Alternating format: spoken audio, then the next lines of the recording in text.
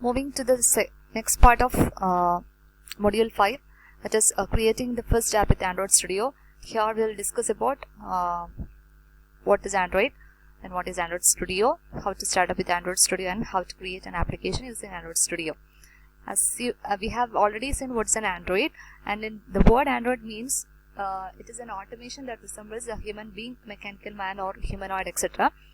Android is an open source operating system which is designed for mobile devices based on the Linux kernel, and it is developed by Google and later by the Open Handset Alliance, and the code is written in Java language, and it has its own virtual machine called the Dalvik virtual machine, which is used for executing the Android applications, and this supports Bluetooth, Wi-Fi, 3G and 4G networking.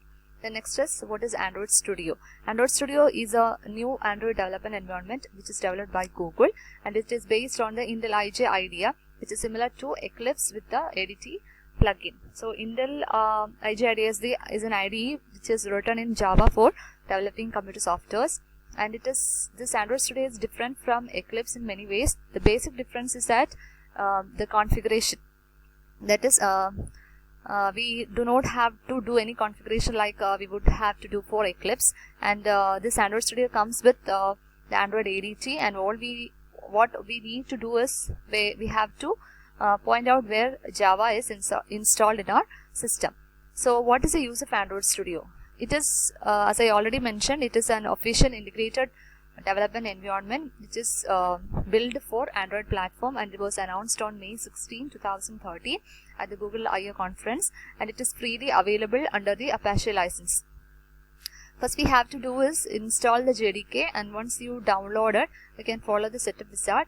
Now when that setup is completed, you can go ahead and directly launch the Android Studio, and you don't need to download the ADT plugin and configure it, and when we launch it we can see the welcome screen. Some of the features that come up with Android Studio is that first one is it is Android specific refactoring and quick fixes. Second one is Lin tools, which is used to improve performance, usability, version and compatibility. Actually this Lin tools, it checks for potential bugs and optimization improvements for correctness, security, performance, usability, accessibility and internationalization.